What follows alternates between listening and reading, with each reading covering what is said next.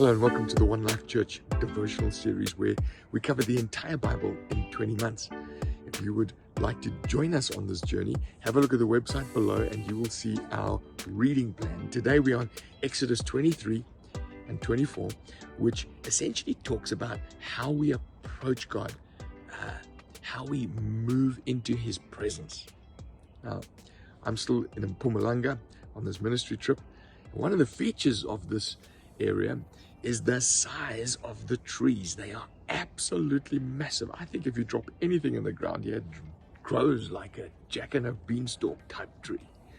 I'm in a tree house, rather impressive tree house. It's 2 stories and pretty high off the ground, which reminds me of a time when I was a young lad. I had a couple of younger brothers and we built a tree house. Not quite as impressive, but actually a little higher than this.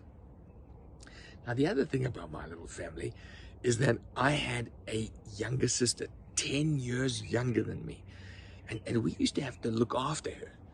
You know, after school, we want to go and play. And every now and again, Mom would say, look after your sister. And so on this particular day, I was up the treehouse and my little sister was playing on a blanket below. And I don't know which one of my brothers suggested this. I'm sure it wasn't me. But we made a plan to get my sister up into the treehouse. We thought, wouldn't it be cool if she could come and be up here with us and we wouldn't have to sit down and play at the bottom. And so we found a bucket and a hose pipe and we tied the hose pipe onto the bucket handle and my brothers at the bottom plonked my sister into this thing and I would pull her up into the treehouse. On this particular day, my mother looked out of the window and to her horror saw her little toddler, couldn't have been more than a year old, swaying in the bucket as she was being lifted up into this treehouse, high into the tree. Well, fortunately, my mom was very wise and she didn't shout to scream out the window so that we dropped the bucket. She let the operation continue. And for a few moments, my little sister sat up in the heights of this tree with her 2 brothers. Now, the children of Israel were called up into the presence of God, but they were not as innocent as my little sister. They had to get their way into the presence of God, and God wrote down a whole lot of requirements. And the reason they weren't innocent is that they had defiled themselves, they had turned their back on God. And so what you read in Exodus 23 and 24 is the procedure required to get into the presence of God. It was laborious. I mean, there was bulls that had to be sacrificed. All the people needed to be sprinkled with blood. The altars needed to be made. Blood needed to be sprinkled on those altars. Laws needed to be written down and read. And then God said, as an ongoing custom, you've got to celebrate these festivals 3 times a year. You've got to, as men, come aside 3 times a year.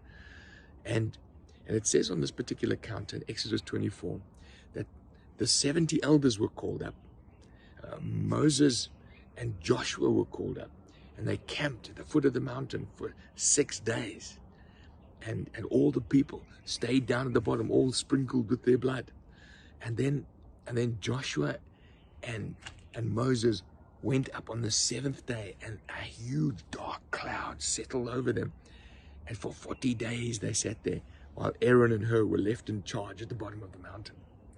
Now, you say, well, Grant, maybe this was just a strange occurrence. No, it says in Hebrews 9, when Moses had proclaimed every command of the law to the people, he took the blood of calves together with water, scarlet, and hyssop, and he sprinkled the scroll and the people.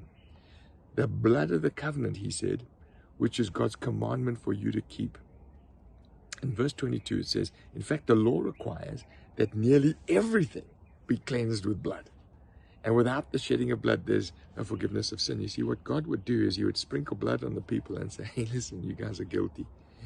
You shouldn't be coming into my presence, but I'll tell you what, I'll let your priest come up, I'll let your captain come up, but sprinkles them with blood. Nowadays, though, we do not have to go through these rituals and sprinklings and, rites and rites of passage. No, we have someone who can take us into his presence, pretty much like I took my sister up into the the lofty heights of that treehouse. It says in Hebrews chapter 10, therefore, brothers and sisters, since we have confidence to enter the most holy place by the blood of Jesus, we were designed to be in God's presence. Like a child being lifted up, like my little sister being lifted up to hang with her family, we can come with boldness into God's presence. Not because of things that we've done, but because of what He's done.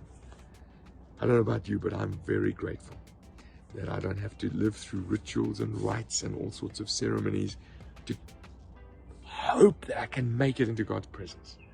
But that He invites me, as I put my faith in Jesus and my trust in Jesus, that He's the one who carries me into God's presence. God bless you. Have a great day.